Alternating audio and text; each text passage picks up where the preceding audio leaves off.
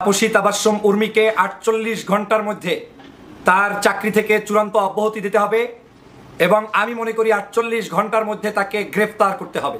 Reset button push করে সব অতীত মুছে ফেলা, এটা মানে কি? এটা তো তাহলে আমি তো মনে করি যে আজকে মুক্তিযুদ্ধের বিরোধী শক্তি আমাদের দেশে এখন গভর্নমেন্ট হিসেবে আছে। গতকালকে দেখলাম একটি বাচ্চা মেয়ে ছিলেন, তো ইয়ার নামে স্ট্যাটাস দিয়েছে, আমাদের কি নাম, ওই যে কিবেট বাজারের নামে, হ্যাঁ দিয়েছে কি জানি, যে তাকে 1 মাসের ক্ষমতায় থাকবে না। শেখ হাসিনার উক্তিটা সে করেছে। এই যে দুঃসাহস, এই দুঃসাহসগুলি কেন পাচ্ছে সেই কারণে আওয়ামী লীগের তারা বিভিন্ন জায়গায় বসে আছে। ছাত্র আন্দোলন চলাকালে পুলিশের গুলিতে নিহত রংপুর বেগম রোকেয়া বিশ্ববিদ্যালয়ের ছাত্র আবু সাইদকে সন্ত্রাসী বলেছেন লালমনিরহাট জেলা প্রশাসনের নির্বাহী ম্যাজিস্ট্রেট তাপসী তাবাসসুম উর্মি। এছাড়াও অন্তর্বর্তী সরকারের প্রধান উপদেষ্টা ডক্টর মোহাম্মদ ইউনুসকে নিয়ে ফেসবুকে বিতর্কিত মন্তব্য করে সমালোচনায় পড়েছেন লালমনিরহাট জেলা প্রশাসনের এই নির্বাহী ম্যাজিস্ট্রেট। বিএনপির সবাইকে তিনি ক্ষমা সুন্দর দৃষ্টিতে দেখেছেন, অথচ আমরা দেখেছি যে মির্জা ফখরুলের নামে মামলার সংখ্যা ৩০০-র উপরে, হাবিবুন নবী সোহেলের মামলা ছিল ৫০০-র উপরে, এবং পৃথিবীর ইতিহাসে একমাত্র ২০০৭ সালের নির্বাচনে ৩০,০০০ লোককে জেলের ভিতরে রেখেছিল, ১৮ সালে রেখেছিল। তো সেই মহিলা বলতেছেন যে কোনো নির্যাতন করেননি। যেই মহিলা জুলাইয়ের ১৪ তারিখ থেকে ৫ই আগস্ট পালিয়ে যাওয়ার আগ পর্যন্ত প্রায় ১৫০০ লোককে গণহত্যা চালিয়েছেন এবং হাজার হাজার লোক আহত, তিনি নাকি কাউকে কিচ্ছু বলেননি। অবশেষে ভাই ডক্টর ইউনুসকে নিয়ে বাজে মন্তব্য করায় উল্টো বাঁশ খেয়েছেন সেই নির্বাহী ম্যাজিস্ট্রেট উর্মি। ইতিমধ্যে হয়তো আপনারা জেনে গিয়েছেন, সর্বপ্রথম ২০২৪-এর স্বাধীনতার যিনি কাণ্ডারি বলতে পারেন, যাকে নিয়ে কিন্তু দেশটা নতুন করে স্বাধীন হয়েছে, সেই আবু সাইদ, তাকে নিয়ে উল্টাপাল্টা মন্তব্য এবং ডক্টর ইউনুসকে নিয়ে বাজে কিছু মন্তব্য করেছিল এই ম্যাজিস্ট্রেট উর্মি। অবশেষে কিন্তু ভাই আসলা বাঁশ খেয়েছে। এখন প্রিয় দর্শক শ্রোতা, কী হতে যাচ্ছে তার কপালে হয়তো ইতিমধ্যে আপনারা আন্দাজ করতে পারছেন। এরকম ঘটনা যদি হাসিনা থাকা আমলে হতো তাহলে এতক্ষণে তার ১২টা না ভাই 12:30 বেজে যেত, বোঝেন নাই? তো যাই হোক প্রিয় দর্শক, কথা বাড়াবো না, গুরুত্বপূর্ণ কয়েকটি ভিডিও নিয়ে আপনাদের সম্মুখে হাজির হওয়া, ভিডিওগুলো আপনাদের সাথে শেয়ার করব। তো সবাইকে বলবো একটু ধৈর্য সহকারে ভিডিওগুলো দেখুন এবং সকল বিশ্লেষকদের আলোচনাগুলো একটু মনোযোগ সহকারে শুনতে থাকুন। চলুন একটা লাইক দিয়ে আমরা সকল ভিডিওগুলো মূল আলোচনাগুলো শুনে আসি। তাপসী তাবাসসুম উর্মিকে ৪৮ ঘন্টার মধ্যে তার চাকরি থেকে চূড়ান্ত অব্যাহতি দিতে হবে এবং আমি মনে করি ৪৮ ঘন্টার মধ্যে তাকে গ্রেফতার করতে হবে। আপনারা জানেন ইতিমধ্যেই বৈষম্য বিরোধী ছাত্র আন্দোলনের বেগম রোকেয়া বিশ্ববিদ্যালয়ের ছাত্ররা ঘোষণা করেছে ব্লকেট কর্মসূচি। যে কর্মসূচি হচ্ছে, এই উর্মিকে যদি ৪৮ ঘন্টার মধ্যে স্থায়ীভাবে চাকরি থেকে বরখাস্ত করা না হয় তাহলে তারা তাদের এই ব্লকেট কর্মসূচি পালন করবে। আপনারা জানেন যে কত বড় ধৃষ্টতা দেখিয়েছে এই উর্মি, যিনি লালমনিরহাট জেলা প্রশাসনে এই মুহূর্তে কাজ করছেন সহকারী কমিশনার হিসেবে, এবং তিনি বাংলাদেশের গত কয়েকদিন আগে সংগঠিত হওয়া যে মুক্তিযুদ্ধ হয়েছে, যেটাকে আমরা দ্বিতীয় মুক্তিযুদ্ধ হিসেবে স্বীকৃতি দিচ্ছি, মানুষ বলছে এবং এদেশের আপামর জনতা মেনে নিয়েছে, সেই জুলাই বিপ্লব এবং ৫ই আগস্টের শেখ হাসিনা যে পালিয়ে গিয়েছে, সেই বিষয়টাকে আজকের উর্মি অন্যভাবে উপস্থাপন করার চেষ্টা করছে। ছাত্রদের এই আন্দোলনটাকে মীমাংসিত ইস্যু নয় বলে তুচ্ছ করছে, তাচ্ছিল্য করছে। এমনকি এই ছাত্র আন্দোলনের প্রথম শহীদ আবু সাইদকে তিনি বিভিন্নভাবে কটাক্তি করেছেন, সন্ত্রাসী হিসেবে আখ্যায়িত করেছেন, এবং আমি মনে করি এই আবু সাইদের মৃত্যুর সাথে তাবাসসুম উর্মির যথেষ্ট যোগসাজশ থাকতে পারে। কারণ এই ধরনের পুলিশ অফিসার, এই ধরনের প্রশাসনিক অফিসার, এই ধরনের সরকারি কর্মকর্তারাই মূলত বাংলাদেশের যে সকল জায়গায় মানুষদেরকে খুন করা হয়েছে তার সাথে জড়িত, কারণ একমাত্র হাসিনার দোসর ছাড়া কেউ জড়িত থাকতে পারে না। অতএব আমি মনে করি বাংলাদেশের শেখ হাসিনার পক্ষ থেকে যে সকল দোসরদেরকে রেখে যাওয়া হয়েছে তার মধ্যে অন্যতম হচ্ছে এই তাপসী তাবাসসুম উর্মি। সে একটি পরিকল্পনা নিয়ে তারপরে এই বক্তব্য দিয়েছে। ডক্টর মোহাম্মদ ইউনুস সাহেবের যে রিসেট কর্মসূচি ঘোষণা করেছেন, তিনি যে বলেছেন বক্তব্যে যে বাংলাদেশকে বিনির্মাণ করতে হলে সমগ্র জায়গায় রিসেট করতে হবে, এই রিসেটটাকে তিনি কটূক্তি করে আবার আওয়ামী লীগের দোসরদেরকে বসাতে চেয়েছেন, ইতিহাসকে বিকৃতভাবে উপস্থাপন করেছেন, ১৯৭১ সালের স্বাধীনতাটাকে বংশীয় স্বাধীনতায় রূপান্তরিত করতে চেয়েছেন, যে কারণে তিনি রাষ্ট্রদ্রোহিতা করেছেন বলে আমি মনে করি। অতএব শুধু ব্লকেট কর্মসূচির মধ্যে তাকে যে চাকরি থেকে পূর্ণ বরখাস্ত করার দাবি জানানো হয়েছে, তার সাথে আমার দাবি হচ্ছে তাকে ৪৮ ঘন্টার মধ্যে গ্রেপ্তারও করতে হবে। প্রিয় ভাইরা, দ্রুত লাইভটি শেয়ার করে, বক্তব্যটি শেয়ার করে জনগণকে জানিয়ে দিন যে এই দোসরদেরকে যদি এখন গ্রেপ্তার করা না হয় তাহলে বাংলাদেশের শেখ হাসিনার ফেসিবাদের দোসররা বিভিন্ন কানাকাঞ্চিতে বসে এরকম উস্কে দেবে এবং বাংলাদেশের 1500 শহীদদের রক্তের সাথে তামাশা করবে। তাবাচ্ছুমদের কত বড় সাহস যে বাংলাদেশে 1500 মানুষকে শহীদ করেছে, তারপরেও তাদের উপরে তাদেরকে কটূক্তি করে তাদের এই শহীদের রক্তের উপরে প্রতিষ্ঠিত বাংলাদেশের স্বাধীনতার সময় সরকারের বেতন নিয়ে চাকরি করে, এটা কোনোদিন মেনে নেওয়া যায় না। অতএব সাবধান হয়ে যান।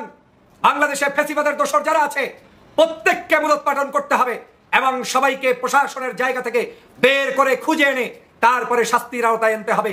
কারণ বাংলাদেশ স্বাধীন হয়েছে কোনো দোসরদেরকে এস্টাবলিশ করার জন্য নয়, বাংলাদেশ স্বাধীন হয়েছে বাংলাদেশের স্বাধীনতা সার্বভৌমত্ব রক্ষার জন্য।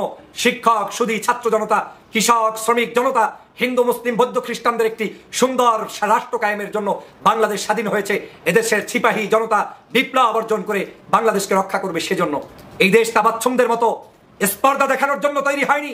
যারা বাংলাদেশে ঘাপটি মেরে 1500 খুনির শেখ হাসিনার শাসনকে মেনে নিবে আর বাংলাদেশে আজকের স্বাধীনতার ইতিহাসকে বিক্রি করবে, সেটা হতে পারে না। এই মুহূর্তে তাবাচ্ছুমকে অ্যারেস্ট করতে হবে, এই মুহূর্তে তাবাচ্ছুমের চাকরি বন্ধ করতে হবে এবং ব্লকেট কর্মসূচি পালন করে প্রত্যেক জায়গার দোসরদেরকে আপনারা চিহ্নিত করে জাতির কাছে উপস্থাপন করবেন। রিসেট বাটন পুশ করে সব অতীত মুছে ফেলা, এটা মানে কি? এটা তো তাহলে আমি তো মনে করি যে আজকে মুক্তিযুদ্ধের বিরোধী শক্তি আমাদের দেশে গভর্নমেন্ট হিসেবে আছে। গতকালকে দেখলাম একটি বাচ্চা মেয়ে ছিলেন, তো ইয়ার নামে স্ট্যাটাস দিয়েছে, আমাদের কি নাম, ওই যে কি বেজের নামে, হ্যাঁ তার দিয়েছে কি জানি, যে তাকে 1 মাসের ক্ষমতায় থাকবে না। শেখ হাসিনার উক্তিটা সে করেছে। এই যে দুঃসাহস, এই দুঃসাহসগুলি কেন পাচ্ছে সেই কারণে আওয়ামী লীগের পেতার তারা বিভিন্ন জায়গায় বসে আছে। আমাদের এখন সিদ্ধান্ত যে আজকে ঢাকা বিভাগীয় কমিশন আজকে 15 দিন যাবত নাই, তাকে ওএসডি করা আছে। কেন আপনারা দিতে পারছেন না? বিভাগীয় কমিশন এমনকি জিনিসটা সামনে একটা পূজা, তার বিভিন্ন রকম কাজ আছে। কমিশনার, বিভাগীয় কমিশনের অনেক কাজ আছে, সে মনিটরিং করবে সারা বাংলাদেশে প্রশাসনে কি হচ্ছে। এসিলেন ইউনো তাদের ডিসি তাদেরকে সে কি করবে, কিন্তু আজকে আপনাদের বিভাগীয় কমিশনার নাই। আজকে 15 দিন যাবত বিভাগীয় কমিশনার নাই, কিভাবে প্রশাসন চলবে? আপনারা দেখেন এই বর্তমান আপনারা প্রমাণ করলেন যে রাজনৈতিক সরকার ছাড়া আপনারা ব্যর্থ। আপনারা অনেক জ্ঞানী গুণী, অবশ্যই সেটা আমি করি না, সব করে আপনারা পড়াশোনা সবাই ফার্স্ট ক্লাস ফার্স্ট, কিন্তু দেশ চালানো করেন বিশাল ব্যাপার করেন। আপনারা এদিকে কোনো দৃষ্টি দিতে হবে। আজকে আমি বলবো judicial service, admin cadre, police প্রশাসন থেকে শুরু করে সেনাবাহিনী সব ক্ষেত্রে আপনারা সোচ্চার হন, আপনারা অধিকতর পরিশ্রম করেন, বিজ্ঞ লোকদেরকে বসান। আর আমরা একটা নির্বাচন চেয়েছি, সেই নির্বাচনটা হবে সবাই যাতে ভোট দিতে পারে। বাংলাদেশের মানুষ যে ভোটের জন্য আজকে দীর্ঘ 17 বছর আমরা যারা রাজনীতি করি, আমরা আন্দোলন সংগ্রাম করেছি একটি নির্বাচনের জন্য, আর কিছু না, যে একটি তত্ত্বাবধায়ক সরকারের অধীনে একটি নির্বাচন হোক। সেই নির্বাচনের জন্য আপনার নির্বাচন কমিশন করা হয়েছে বদিউল আলম মজুমদারকে দিয়ে, উনি একটি ভালো বিজ্ঞ লোক। আমি ওনার কাছে অনুরোধ করব আপনি দয়া করে একটি ভালো নির্বাচন কমিশন করেন সবাইকে নিয়ে। এই দেশের অনেক মেধা সম্পন্ন লোক আছে যারা নাকি দেশকে কিছু দেওয়ার জন্য প্রস্তুত, তাদেরকে আপনি খোঁজ করে ওপেন করে দেন, তাদেরকে নিয়োগ দেন, কথাবার্তা বলেন, সবার সাথে আলাপ করে একটা সুন্দর একটি অবাধ একটি নির্বাচন কমিশন গঠন করেন। সেই নির্বাচন করে সুন্দর একটি ভোটার তালিকা হবে, সবাই যাতে ভোট দিতে পারে। সেখানে যদি দল বল, সেই ক্ষেত্রে যে বিএনপি নির্বাচন অংশে বিএনপি ক্ষমতায় আসবে তাদের আসবে না, আমরা চাই সবাই যাতে ভোট দিতে পারে, প্রশাসন ঠিক করেন, নির্বাচন কমিশন ঠিক করেন এবং অবিলম্বে নির্বাচন তারিখ ঘোষণা করেন। আমাদের পার্টির মহাসচিব সেক্রেটারি জেনারেল সাহেব অলরেডি বলেছে আপনাদের কী কী রোড ম্যাপ দেন, সংস্কার করবেন কয়দিনের মধ্যে, নির্বাচন কয়দিনের মধ্যে দিবেন। এই জিনিসগুলো আমরা এখান থেকে আবারও আহ্বান জানাচ্ছি, আপনারা এই জিনিসগুলি অতি শীঘ্রই করেন। আর না হয় শেখ হাসিনার পেতার তারাকলম বাংলাদেশেও আছে, বাংলাদেশের আশেপাশে ক্যালকাটায় আওয়ামী লীগের মন্ত্রী এমপিরা কলম এখানে বসে আছে। ক্যালকাটা বাংলাদেশ আর ক্যালকাটা ডিফারেন্স কলম 20-50 মাইলের মধ্যে কিলোমিটারের মধ্যে আছে কলম, তারা এখানে বসা আছে। তারা করে এখানে তাদের কাছে প্রচুর টাকা, যে টাকা আছে প্রচুর টাকা তাদের কাছে আছে, সেই টাকা দিয়ে এগুলো তারা অনেক কিছু করতে পারে। যদি এই সরকার ব্যর্থ হয়, ভাই আমরা তো রাজনীতি করি ভাই, আমাদের 250-300 মামলা, আমরা তো জেলে আইছি, শেখ হাসিনা আমলে 10 বা 12 বার জেলে গেছি, আসি, আবারও জেলে যাবেই তো করবো আর কি। কিন্তু আপনারা যারা এই দায়িত্বে আছেন বর্তমান সরকারের, আপনাদের কি অবস্থা একবার চিন্তা করে দেখেন। একদম ট্রাস্ট করে দেবেন, জুলুসি দেবে, সেগুলো বলছে যে আমি যে আবার ক্ষমতা আসতে পারি, ক্লিয়ার বলছে যে আপনারা লিস্ট করেন, কারা কারা রেডি করছে তাদের ব্যবস্থা হবে। সেই জন্য আজকে আমি পরিষ্কারভাবে বলতে চাই, আপনারা এই ব্যাপারে সোচ্চার হন এবং কঠিন থেকে কঠিনভাবে সিদ্ধান্ত নেন এবং একটি ভালো নির্বাচন কমিশন করেন এবং এই আওয়ামী লীগের পেতাত্তাদেরকে এইখান থেকে, আজকে আমি যেটা শুনলাম ফরেন মিনিস্ট্রিতে সচিব নিয়োগ হয়েছে, সেই সচিব নাকি ছিলেন ওই কাতারের অ্যাম্বাসেডার ছিলেন। কাতারের অ্যাম্বাসেডার ছিলেন, সে কি করতেন, সে নাকি ওইখান থেকে যারা যে কি জানি করে আমাদের ভিসা রিনিউ করতে হয়, যেটা ভিসা রিনিউ করার জন্য ওই যারা বিএনপি যারা করতে যেতেন তাদেরকে সে রিনিউ করতেন না। রিনিউ না করলে কি তাকে বের করে দেওয়া হতো। সে লোকটাকে ফরেন সেক্রেটারি বানানো হয়েছে। পররাষ্ট্র চালা চিন্তা করে দেখেন কোথায় যাবে। এবং এই পররাষ্ট্র মন্ত্রণালয়ের যে অ্যাডভাইজার আছে, অ্যাডভাইজার তৌহিদকে আমি নাম ধরে বলবো, তৌহিদকে, তৌহিদ শেখ হাসিনারই কি ক্যাবিনেটে পররাষ্ট্র সচিব ছিল, সে লোককে অ্যাডভাইজার বানানো হয়েছে এবং পররাষ্ট্র সচিব হয়েছে ওই যে কাতারের অ্যাম্বাসেডার তাকে বানানো হয়েছে। এটাই যদি হয় আমাদের এই উপদেষ্টা কাউন্সিলের সচিব এবং মন্ত্রীদের কি অবস্থা। শেখ হাসিনার আরেকটি অডিও ফাঁস হয়েছে এবং সেই অডিওতে শেখ হাসিনা একটা একটা করে ধরে শিক্ষা দিবেন বলেছেন। এবার আর ছাড়বেন না। তিনি নাকি 1996 সালে ক্ষমতায় এসে বা 2009 সালে ক্ষমতায় এসেও তিনি নাকি কাউকে কিচ্ছু বলেননি। বিএনপির সবাইকে তিনি ক্ষমা সুন্দর দৃষ্টিতে দেখেছেন। অথচ আমরা দেখেছি যে মির্জা ফখরুলের নামে মামলার সংখ্যা 300-র উপরে, হাবিবুন নবী সোহেলের নামে মামলা ছিল 500-র উপরে, এবং পৃথিবীর ইতিহাসে একমাত্র 2007 সালের নির্বাচনে 30,000 লোককে জেলের ভিতরে রেখেছিল, 18 সালে রেখেছিল। তো সেই মহিলা বলতেছেন যে কোনো নির্যাতন করেননি। যেই মহিলা জুলাইয়ের 14 তারিখ থেকে 5ই আগস্ট পালিয়ে যাওয়ার আগ পর্যন্ত প্রায় 1,500 লোককে গণহত্যা চালিয়েছেন এবং হাজার হাজার লোক আহত, তিনি নাকি কাউকে কিচ্ছু বলেননি। এবার ক্ষমতায় আসলে কার চাচা কার শ্বশুর কাউকে মাফ করবেন না, ধরে ধরে শিক্ষা দিবেন। এই হচ্ছে একটা প্রতিহিংসা পরায়ণ মহিলা, স্বৈরাচার ফ্যাসিস্টের একটা হুমকি, যে ধরে ধরে শিক্ষা দেওয়া। তিনি জানেন তিনি জনগণের ভোটে ক্ষমতায় নেই, এই কারণে তিনি শিক্ষা দেওয়ার কথা বলছেন। তিনি তার কর্মীদেরকে বুঝাতে চাইতেছেন যে তিনি আসলে এখনো স্ট্রং লেডি, তিনি স্ট্রং আছেন, তিনি আবারও প্রত্যাবর্তন করবেন, সীমান্তের কাছাকাছি আছেন, চট করে তিনি ঢুকে যাবেন। কিন্তু আসলে কি সেটা সম্ভব? যদিও টাইম ম্যাগাজিন বলেছে যে শেখ হাসিনার অবিশ্বাস্য প্রত্যাবর্তন নাকি সম্ভব হলেও হতে পারে, সেখানে আমেরিকার এক্সপার্ট মাইকেল কুগেলম্যান, অবশ্যই মাইকেল কুগেলম্যান অনেক জ্ঞানী মানুষ, কিন্তু আমি মনে করি যে আসলে এই কুগেলম্যানরাই কিন্তু বলেছিলেন যে শেখ হাসিনা অনেক দিন টিকে থাকবেন।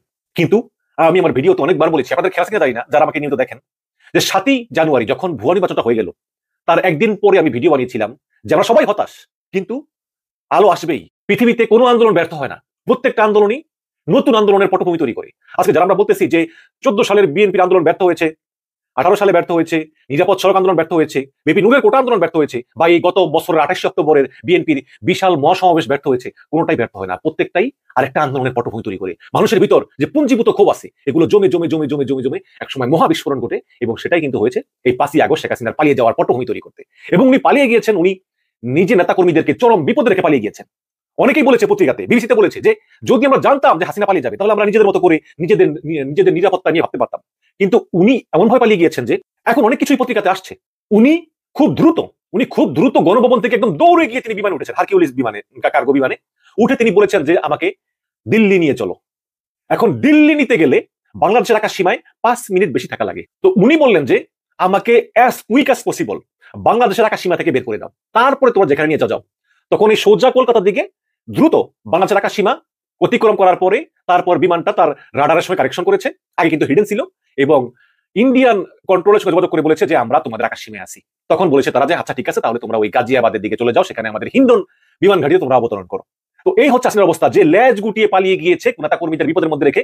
এবং তিনি শুধু পালিয়ে যাননি, তিনি পালিয়ে যাওয়ার আগে তার বাবাকে শেষ করেছেন, তার দল আওয়ামী লীগকে কবর দিয়েছেন, এবং কবর দেওয়াই না, সেই কবরটা আবার টাকা করে দিয়েছেন। এখন তিনি বিদেশে বসে বুঝাতে চাইছেন যে আমি তোমাদের সঙ্গে আছি। তো প্রশ্ন হচ্ছে এখন আসলে কি তিনি ফিরতে পারবেন? দর্শক, আমি মনে করি যে তার এই ফিরাটা আর সম্ভব না, কোনো মতেই সম্ভব না। বাংলাদেশে শেখ হাসিনার অধ্যায় সমাপ্ত। তবে বাংলাদেশে প্রত্যেকটি 15 বছর পর পর একটা পরিবর্তন কিন্তু আসে। যেমন বঙ্গবন্ধুর হত্যার পরে ক্ষমতা অভ্যুত্থান পাল্টা অভ্যুত্থান সব করে করে কিন্তু 90 সাল পর্যন্ত একটা অবস্থা ছিল। 90 সালের পরে চরম এরশাদ বিরোধী গণ অভ্যুত্থান এরশাদের পতন হয়, এবং এই এরশাদের পতনের পরে 90 থেকে 2005 সাল পর্যন্ত 15 বছর এই আওয়ামী লীগ বিএনপি একটা তত্ত্বাবধায়ক সরকারের মাধ্যমে ক্ষমতার পরিবর্তন হয়েছে, একটা অবস্থা ছিল। কিন্তু 2005 সালে বিএনপির তত্ত্বাবধায়ক সরকারের প্রধানের মেয়াদ 2 বছর বাড়ানোর কেন্দ্র করে একটা বিশাল আন্দোলন হয়। আন্দোলনে তারপরে সেই ফখরুদ্দিন মনিউদ্দিনের 111 হয়। তো এই 111 শেষ হওয়ার পরে 2009 সালে শেখ হাসিনা ক্ষমতায় আসে, এবং সেই 9 থেকে এই 24 এই 15 বছর পর আবার হাসিনা পালিয়ে যায়। সুতরাং বাংলাদেশের ইতিহাস বলে যে বাংলাদেশে 15 বছর পর পর একটা পরিবর্তন হয়, বা যদি সেই পরিবর্তন ঘটেও থাকে তাহলে হাসিনার বয়স থাকবে তখন কত? এখন 78। সুতরাং হাসিনার পক্ষে আর এই বাংলাদেশে এসে আবার শাসন ক্ষমতা দখল করে একটা একটা করে ধরে ধরে শিক্ষা দেওয়া, সেই সুযোগ আর কখনোই আসবে না। তবে হাসিনা না আসলেও বা আওয়ামী লীগ না আসলেও কিন্তু ফ্যাসিবাদ আপনার আমার মাধ্যমে ফিরে আসতে পারে। কিভাবে পারে? একটা কথা আগেই বলি যে চক্রান্ত কিন্তু চলছেই, এবং এই চক্রান্তকারীরা কোথায় আছে? আপনার আমার পাশের দেশে আছে। যেই পাশের দেশ ভারত আমাদের চারদিক দিয়ে পরিবেষ্টিত, এবং সেই ভারতে বসে বসে ভারতের রাষ্ট্রযন্ত্র ব্যবহার করে কিছু লোক চক্রান্ত করে যাচ্ছে। ভুয়া নিউজ, প্রোপাগান্ডা, হিন্দু নির্যাতন, সংখ্যালঘু নির্যাতন সহ নানা রকম ফেক নিউজ, বানোয়াট নিউজ তারা অনবরত বেশি বেশি করে প্রচার করতেছে বহির্বিশ্বের দৃষ্টি আকর্ষণ করার জন্য, যার 99.99% ভুয়া। তবে হ্যাঁ, এতে আমাদেরও কিছু দায় আছে, কারণ আমরা এখনো সতর্ক হইনি। আমি একটা উদাহরণ দিই, যে পাঠ্যপুস্তকের যে সংস্কার সেই কমিটি হয়েছে, সেই কমিটিতে দুজন লোকের নাম অন্তর্ভুক্ত করা হয়েছে, যেখানে আমাদের অনেক আলেম আপত্তি করেছেন। একজন হচ্ছে সামিনা লুৎফা। সামিনা লুৎফা তিনি কিন্তু এই ফ্যাসিস্ট সরকারের বিরুদ্ধে যে বিপ্লব, সেই বিপ্লবে কিন্তু একজন অগ্রভাগের সৈনিক। তিনি খুব মেধাবী, কোনো সন্দেহ নেই, কিন্তু তার কিছু কিছু কার্যক্রম এই আমাদের বাঙালি সংস্কৃতি এবং ধর্মীয় মূল্যবোধের পরিপন্থী, মেনে নিলাম। কিন্তু সেই ভদ্র মহিলাকে যদি আপনি পাঠ্যপুস্তক কার্যক্রমের সঙ্গে সম্পৃক্ত করেন, তাহলে সেখানে তিনি তার সেই মনোভাব সেই পাঠ্যপুস্তকে দিবেন, এটা তো নাও হতে পারে। আর যদি হয়ও, কিন্তু সেই পাঠ্যপুস্তক সংস্কার কমিটিতে তো কয়েকজন হাক্কানি আলেমও থাকবে, যারা খুবই জ্ঞানী ইসলামী স্কলার, তারপরে হিন্দু স্কলার থাকবে, বৌদ্ধ স্কলার থাকবে, খ্রিস্টান স্কলার থাকবে, তারপরে প্রগতিশীলরা থাকবে, শিক্ষাবিদরা থাকবে। এইভাবে সবাই মিলেমিশে আমরা সবার কাছে গ্রহণযোগ্য একটা শিক্ষা ব্যবস্থা গড়ে তুলবো, যাতে আমাদের শিশুরা এই শিক্ষায় প্রকৃত শিক্ষিত হতে পারে, তাই না? তো এখন কিছু আলেম বললো যে অমুককে চাই না, হুঙ্কার দে, অমুককে চাই না, অমুককে চাই না। এগুলো করে এই সময় কিন্তু একটা অস্থিতিশীল পরিবেশ সৃষ্টি করে ওই ভারতে বসা ষড়যন্ত্রকারীদের হাতে আমরা কিছু উপাদান তুলে দিচ্ছি এগুলো নিয়ে কথা বলার, এবং ওই স্বৈরাচার এগুলোকে ব্যবহার করে যাতে চট করে ঢুকে যেতে পারে। আমাদেরকে এগুলো ভালোভাবে খেয়াল রাখতে হবে। সমস্যা হচ্ছে কি, যে আমরা এখন সবাই বলি যে বিপ্লব আমার, সুতরাং আমার কথা শুনতে হবে। ও বলে বিপ্লব আমার, এ বলে বিপ্লব আমার, বাম বলে বিপ্লব আমার, ডান বলে বিপ্লব আমার। তো এটাই হচ্ছে কি বড় সমস্যা। যদিও এটা সবই কিছু না, কারণ একটা সফল বিপ্লবের পরে এটা কিন্তু অনেক স্টেক হোল্ডার থাকে। একটা কথা আছে না ইংরেজিতে, success has many fathers, failure has none. তো যখন একটা সফল বিপ্লব হয়, তখন এটার মালিকানা অনেকেই দাবি করে, এটা আশ্চর্য হওয়ার কিছু না। কিন্তু আমাদেরকে ভুললে চলবে না যে এইরকম মালিকানাই কিন্তু এই ফ্যাসিজম ফিরে আসতে পারে। সবাই বলে বিপ্লব আমার, সুতরাং আমি যেভাবে বলি সরকারকে সেভাবে চলতে হবে। ওই যে একজন ইউটিউবার, ফ্রান্সের একজন ইউটিউবার বলতেছে, আমি কি হাসি আসছি? আমাদের কোনো অবদান নাই, আমাদের কথা কেন শোনা হবে না? দেখুন, আমি মনে করি যে আমরা যত ইউটিউবার আছি সমস্ত বিশ্বে, আমরা যদি 1000 বছর ভিডিও বানাইতাম, শেখ হাসিনার পতন হতো না। শেখ হাসিনার পতনের জন্য সবচেয়ে বড় ছিল রাজপথে যেই সব তরুণরা পুলিশের গুলির সামনে বুক পেতে দিয়েছে, বুকের ভিতরে অনেক ঝড়, বুক পেতেছে গুলিকর, সে আবু সাইদের মতো, তাই না? তো হ্যাঁ, আমাদের অবদান ছিল, আমরা কিছু ভিডিও টিডিও বানিয়ে আমরা জনগণকে উদ্বুদ্ধ করেছি, তারপরে সত্য নিউজ দিয়েছি, তরুণদের মানে সাহস সঞ্চার করেছি, ঠিক আছে, অবদান আছে। বাট এটা এরকম না যে তাই বলে সবাই সবার যে ইচ্ছা চেতনা এটাকে ইউনিট সরকারের উপর চাপিয়ে দিবে, এবং চাপিয়ে দিয়ে বলবে যে এটা করতেই হবে, কারণ এই বিপ্লব আমার অবদান। এবং এটাই কিন্তু ফ্যাসিজম। সুতরাং হাসিনা ফিরে না আসলেও কিন্তু ফ্যাসিজম কিন্তু ফিরে আসতে পারে। এবং আপনারা জানেন যে স্বাধীনতা অর্জনের চেয়ে রক্ষা করা কিন্তু কঠিন। সুতরাং এই হাজারো তরুণের প্রাণের বিনিময়ে আমরা যে স্বাধীনতা পেয়েছি, সেই স্বাধীনতা রক্ষা করার দায়িত্ব কিন্তু প্রত্যেকটা লোকের। সুতরাং আসুন আমরা আমাদের দাবিগুলো চাপিয়ে না দিয়ে আমরা অপেক্ষা করি। ফোরের একটা শিশু সরকারের উপরে আমরা এইভাবে অন্যায্য দাবি, আমাদের চাওয়া পাওয়া এগুলো চাপিয়ে না দিয়ে বরং আমরা ধৈর্য ধরি। আর যদি আমরা ধৈর্য না ধরি, তাহলে যে এদিকে ওদিকে ওই যে দাবিওয়ালা পার্টিগুলো আছে না, ওই যে রাস্তাটা ব্লক করে, ওদের সঙ্গে আমাদের সঙ্গে কোনো পার্থক্য থাকবে না। মনে রাখবেন, দেশ নায়ক তারেক রহমান কি বলেছেন? তিনি বলেছেন যে এই সরকার ব্যর্থ হলে বাংলাদেশ ব্যর্থ হবে। কথা কিন্তু সত্য। আমরা সবাই, আমাদের সবার অবদান আছে, ঠিক আছে, কিন্তু আমরা আমাদের চুপ থেকে আমরা সরকারকে সহযোগিতা করব, প্রয়োজনে ভালো কিছু পরামর্শ দিব, কিন্তু সরকার বিপদে পড়ে সরকারকে বিব্রত হতে হয় এমন কিছু আমরা করব না। আর যদি এমন কিছু করি, তাহলে ওই স্বৈরাচারিণী চট করে ঢুকে যাবে। যদিও এখন শুনতেছি যে আমেরিকা ভারতের কাছে জানতে চেয়েছিল যে আসলে হাসিনা কোন স্ট্যাটাসে ভারতে আছে, তখন ভারত নাকি আমেরিকাকে বলেছে যে হাসিনা খুব শীঘ্রই মধ্যপ্রাচ্যের কোন দেশে চলে যাবে। সম্ভবত ধারণা করি যে আরব আমিরাতে চলে যেতে পারে। কিন্তু সে যদি আসলে চট করে ঢুকে যেতে পারে, কি বলেছে সে? একটা একটা করে ধরবে, ধরে ধরে শিক্ষা দিবে। তো এটাই যেন আমরা মনে রাখি, এবং মনে রেখে আমরা এমন ভাবে চলি যে জাতীয় সরকার একটি সুষ্ঠু নির্বাচন করে যেতে পারে, এবং সেই নির্বাচনে যেই ক্ষমতায় আসুক আমরা সেই সরকারকে সহযোগিতা করে যাব। এবং আরেকটা কথা বলি আমি, যে শেখ হাসিনা 18 সালে একটা ভুয়া নির্বাচন করেছে, 14 সালে করেছে, 18 সালে করেছে, 2024 সালেও করেছে। তো 24 সালে এটা বাদ দিলাম, কারণ এটা করে তিনি 7 মাসের বেশি ক্ষমতা থাকতে পারেননি, এটা বাদ। বাট এই 14 সাল এবং 18 সালে যে দুইবার ভুয়া নির্বাচন করে 5 বছর ক্ষমতা ছিল, এই কারণেই আওয়ামী লীগকে 10 বছরের জন্য নিষিদ্ধ করা হোক, এটা আমার দাবি। প্রিয় দর্শক শ্রোতা, আলোচনাগুলো শুনলেন। এবার অবশ্যই আপনাদের মূল্যবান মতামত জানাতে ভুলবেন না। আর হ্যাঁ, পারলে ভিডিওটি শেয়ার করে সবাই দেখার সুযোগ করে দিবেন। আর আমাদের এই চ্যানেল নাসির ইসলামিক মিডিয়া সেন্টারে এখন পর্যন্ত যারা সাবস্ক্রাইব করেনি, প্রতিনিয়ত এই ধরনের সকল প্রকার নিত্য নতুন আপডেট নিউজগুলো পেতে আমাদের এই চ্যানেলটি সাবস্ক্রাইব করে আমাদের সাথে থাকুন। যারা ইতিমধ্যে সাবস্ক্রাইব করে দিয়েছেন তাদেরকে অসংখ্য ধন্যবাদ জানিয়ে ভিডিওটি এখানে শেষ করছি। সে পর্যন্ত সকলে ভালো থাকবেন, সুস্থ থাকবেন। আবারও দেখা হবে, কথা হবে নতুন কোনো টপিক, নতুন কোনো ভিডিও নিয়ে। ভালো থাকবেন সবাই। আল্লাহ হাফেজ।